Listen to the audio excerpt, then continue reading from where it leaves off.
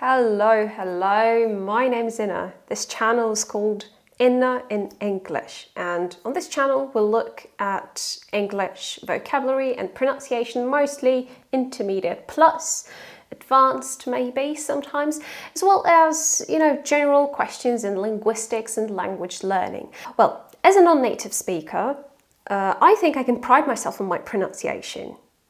Hope so. I mean, I'm intelligible to both native and non-native speakers, and although some people might say that my accent is not pure or clean or, whatever, to those people I just say, off. Because, well, at the end of the video, I will tell you why I think that a clean accent is BS. But right now, so the main topic of this video is this. I'm going to give you my 3 best tips on how to improve your intelligibility in English. So how to improve your English pronunciation in terms of intelligibility. And I will not only give you my best tips, I will also give you links to websites and resources that you can use to, work on it, to work on your pronunciation, or to just find out more about how you can improve it. A sip of tea. And now, if I were to give you just one most important tip, in my opinion, on how to improve your pronunciation, it would be the following. Always learn the pronunciation of new words that you're learning together with their meaning. And also frequently check the pronunciation of the words that you already know. I will tell you where to look up the pronunciation of words and how to do it in a moment, but first let's talk about why it is important to learn the pronunciation of words just immediately at the same moment when you're learning this new word, the meaning of this new word. So the pronunciation of a word is an essential part of it. So whenever we learn a new word, we're not just learning its meaning. So what exactly are we learning? Well, yeah, its meaning. So what else do we learn together with the word? So how it is spelled, how it is pronounced, right? Or how it sounds, its meaning, of course. We also learn what other words this new word can be combined with, and this is really, really important. If you haven't seen my video about the lexical approach, then I really recommend it, because I explain why learning words and combinations is so important. We also learn the words register in every combination. What does register mean? If this word is formal, informal, or neutral. And, well, as I've already said, we learn its pronunciation. But so the pronunciation, it's kind of divided into 2 parts. So the first one is the sound form of the word when we perceive it, and we might stop at that point, right, and just remember how it sounds without actually producing, without actually saying it. And the second part is also learning how to say the word, so how to produce this sound form. So let me give you an example. When we learn the word decision, we also need to, so we learn its meaning, right? But we also need to learn that you can make a decision in British English or take a decision in American English. You can also say a final decision, an important decision, and a firm decision. Those are all combinations of words.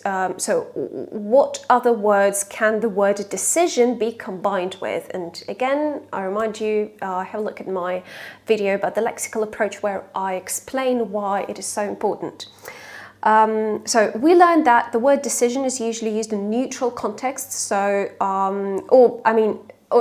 let's say it can be used in any contexts, in informal, neutral, or formal. So when you speak to a friend, or when you're speaking to a professor at university, or your boss, basically anywhere. And finally, this is the way it is pronounced. Decision, right? Decision. So this sound form. And you also need to pay attention to 2 things. How the word is pronounced in isolation, so decision, and how this word is pronounced in the flow of speech, including in those combinations like take a decision and in longer stretches of speech, so like in utterances or just in longer phrases. Why do we make this distinction? Well, that's because sometimes a word can be pronounced slightly differently depending on the words it is surrounded by, what words it is combined with, whether it is stressed more or less. So it might sound different in the flow of speech. So let's take the word better. If you take standard British, standard Southern British accent, by the way, I have a video about British accents, so you can have a look at that one as well. Anyway, when a standard British speaker, if you ask them to pronounce better, they will probably pronounce it just like that, better. But then if you listen to them in the flow of speech, they may actually say better. So use this tap T instead of the T, especially when they're speaking really fast. Or maybe use a glottal T and say better. This is about solution. That's what they might say. This is about solution. Saying better instead of better. And so that depends on the kind of accent this person is speaking, also on how fast their speech is, but this is my point, that words, the pronunciation of words can change in the flow of speech. Now on to the practical tips from me. How do you actually look up the pronunciation of new words when you are learning them together with their meaning? So firstly, I can really recommend Cambridge Dictionary, the online version of Cambridge Dictionary, to check the meaning and the pronunciation of the word. I really like the way they give the definitions of words, so the way they provide those explanations of the meanings of words, because they're usually very simple and easy to understand. And also, you can listen to the pronunciation of those words. In most cases, this dictionary is pretty accurate. But you have to remember that I've seen quite a lot of words in this dictionary and in all the other dictionaries, really. When they don't give all the options of how a word can be pronounced. And of course, you should also remember that what you see in a dictionary is usually the standard way to pronounce this word. So for British pronunciation, that would be standard Southern British. For American pronunciation, that would be general American. But that doesn't mean that all people will actually pronounce these words in this way. So you have to remember that. Anyway, you should start with a dictionary. That's with the English dictionary. That's the best thing you can do. And again, Cambridge Dictionary gives very simple and very useful examples as well. And you don't have to be an advanced speaker of English to understand most of their definitions and examples. Now, what do you do with this fact that the dictionary will not give you all the options, like all the variants of a word, of the pronunciation of a word? Well, you can go on Volvo.com. That is, I think they call themselves a pronunciation dictionary. So you type in the word, you have a list. Well, you may sometimes have a list of different languages. So when one and the same word might be spelled in the same way in different languages, so you will have to choose English. And then by clicking on the word, you will see speech samples of speakers of English from all around the world and how they pronounce this word. And you will always see this tag of where this person comes from, which is also very useful if you, for some reason, want to focus on one accent or let's say one variety of English. And yes, you can listen to speakers from all over the world, how they pronounce this word. So both of those tips were to check the pronunciation of words in isolation, as I've already said. Now, what about the flow of speech? For that, I can really recommend youglish.com. Again, it doesn't only exist for English, so you can actually use it to learn many other languages as well, like German or Italian or Chinese, Korean, Russian, and even sign languages. That is really interesting. So what youglish.com does is give you, you type in a word or phrase, and that's really good. A word or phrase in the search field. And what youglish.com gives you is fragments from videos on YouTube where people say something, so where people use these words in speech. So you can not only type decision, for example, but also take a decision or make a decision or a final decision and see how people pronounce it in real speech. I really like it that on this website you mostly have interviews where the speech is unprepared. So where the speech is not rehearsed before people say something, and that is really good, so you can hear how people actually speak. And as I said, you can observe how this word is pronounced in the flow of speech, so when it is surrounded by other words, which is really, really useful. Let's move on now. Tip number 2. Correct the sounds that affect understanding and don't waste your time on other sounds. Unless you're a teacher or an accent coach or an actor or just some person who for some reason needs to speak perfect, clean, pure accent. Yeah, you know what I think about it.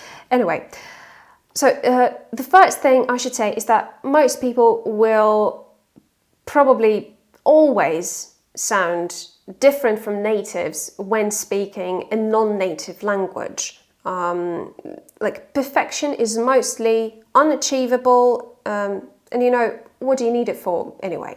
So instead of focusing on sounding like a native, you should focus on the sounds that really do make a difference, those that affect understanding. So if you mispronounce them, it will be difficult for the other person to understand what you're saying. And every language has this specific set of sounds, and also intonation patterns that can really affect understanding, and English does too. And there is this interesting book, The Phonology of English as an International Language. And according to this book, these are the things that are most important for an English learner. Now, my own experience mostly supports this list, although I would probably disagree with... Hi, I'm editing the video right now and I've realised I think I didn't say enough. In the original video I did say something about this list, but I think I didn't say enough, so I decided to record this video and I'll just paste it into the video to tell you what I agree and what I disagree with in this list. If you don't want to listen to such peculiarities of pronunciation, then you can just go to the next part of the video. Yeah, what do I think? So, I don't think I agree with with excluding the th and th sounds from the quote-unquote important part. Because, so the two options that speakers of different languages usually choose instead of the native th or th in English are usually either s, z. So people would say this instead of this, for example, or t, d. So for example, people would say this instead of this. And with a word like this, I feel like this wouldn't create any problems. That would still be intelligible. But with a word like soothe, for example, if a person pronounces it as soothe, probably okay, more or less, right? If the person pronounces it as soothe, I don't know, that to me sounds like a completely different word, even though it doesn't exist in English. I mean, like, to me, that's a lot less intelligible than I would like it to be. So I'm not sure I agree with this one. On the other hand, according to the list, all the other consonants are important, while in my opinion, for example, the back tongue ng, as in going, I wouldn't say it's that important. I mean, even in some native accents of English, people pronounce an alveolar n instead of that ng. So they say going, right, instead of going. And that's still pretty intelligible, and I think we're even used to it because, again, even native speakers pronounce it this way. So I would probably exclude the ng sound, for example, from the important part. Well, I will not speak about every consonant that exists in the English language because that would take up too much time, and I didn't carry out any research into this, right? While the author of the book that I mentioned did. So I will not say that the book is incorrect. I will just argue that it might not be 100% correct, okay? Other things, yeah, I do agree about, the vowel length being important, the vowel quality being, well, if not important, then at least less important. I agree with that. Consonant clusters important for sure. Assimilation, as in, like, when you say,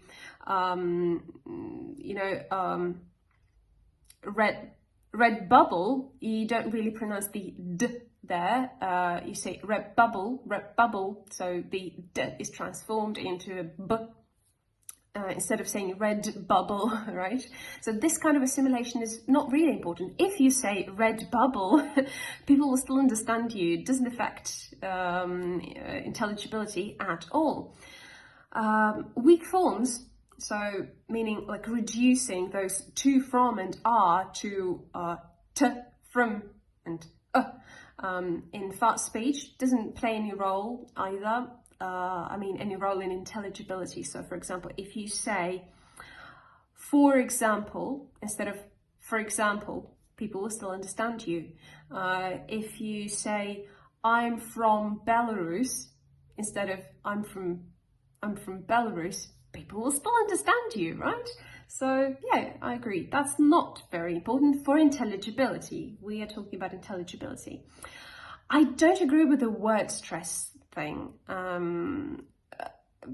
I feel like word stress is pretty important. There are words that where it is only the word stress that distinguishes between, for example, a verb and a noun, as in record, record. But again, you could say that, well, I can understand whether it's a verb or a noun from context. Yeah, true, but still, if a person says context instead of context, for example, I mean, I do believe this affects understanding. So I would still say word stress is important.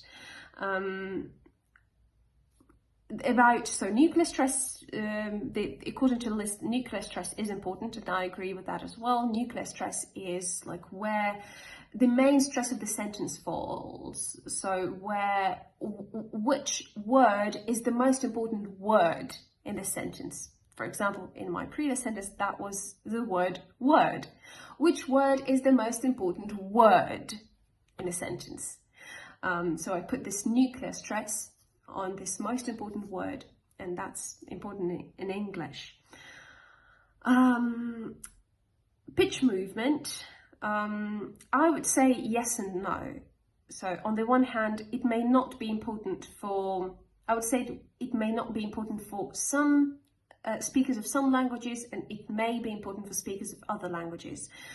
For example, a very good example is, well, I don't speak with, I think, with a Russian accent that you can hear, but if I did, you would probably think that I'm either bored or angry, or you might have heard people saying that, you know, Russians are always angry. No, not really. It's the pitch movement.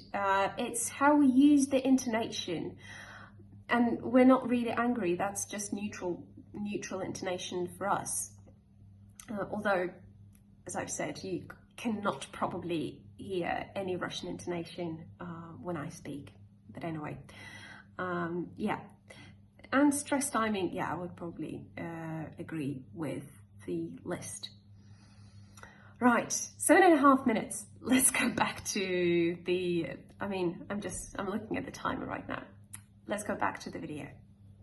Anyway, like mostly I do agree with this list, and I do agree with this whole idea that learning all the sounds and learning to sound like a native is just unnecessary. Well, I actually think that all of us could make an effort and try and be more intelligible even when we speak our native languages, because, you know, a desire to be understood is a good thing.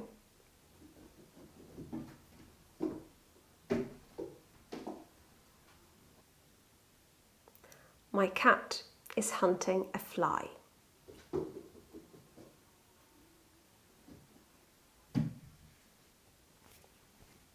Success. So, where can you learn how specific sounds are pronounced? Well, there are lots of YouTube channels that you can use to learn that. I'll just put the list in the description to this video, so have a look there. There are also books that you can use for self-study included, and I will include those into the description under this video as well. Tip number 3, finally. Learning pronunciation does not mean learning to pronounce things.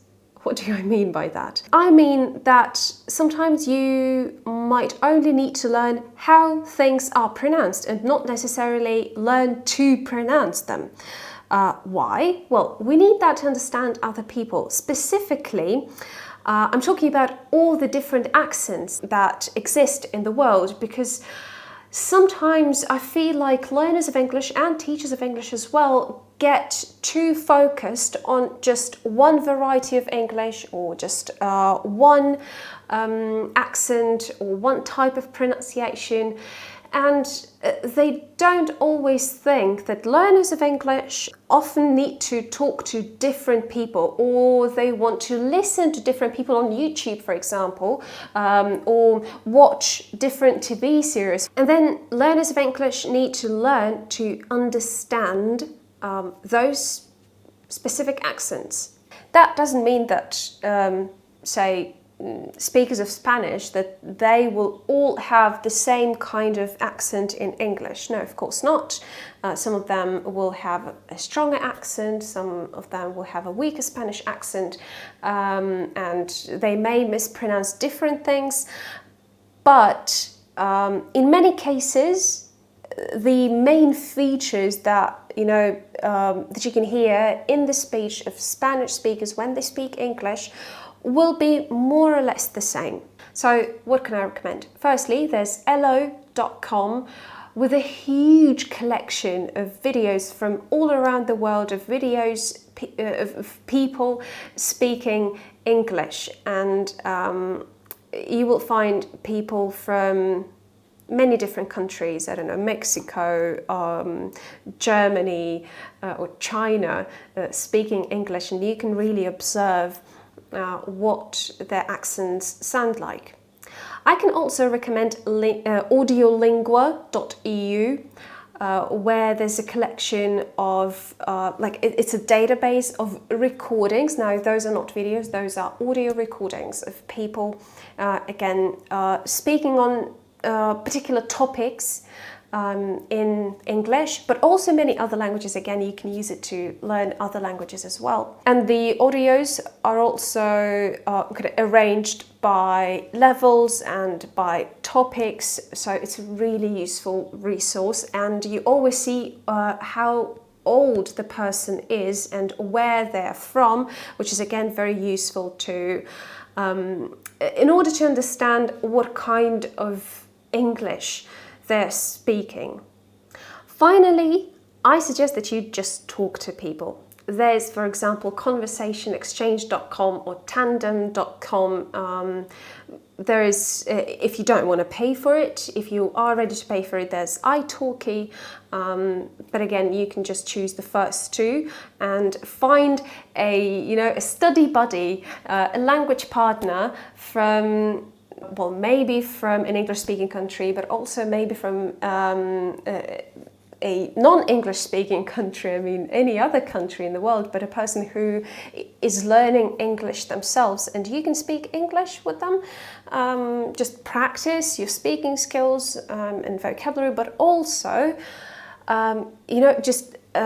learn to understand their accent and help your ear get used to this particular kind of accent.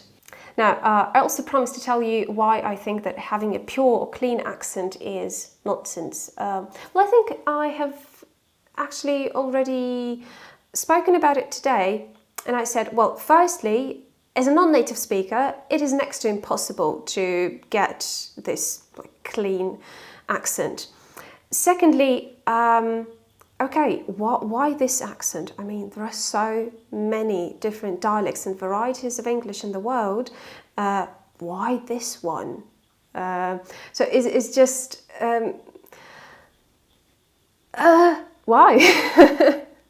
Well, I mean, if you just love the way it sounds and you want to work on it, yeah, why not? I mean, who am I to stop you from doing that? But what I mean is that you don't have to feel like you have to, because no, of course you don't.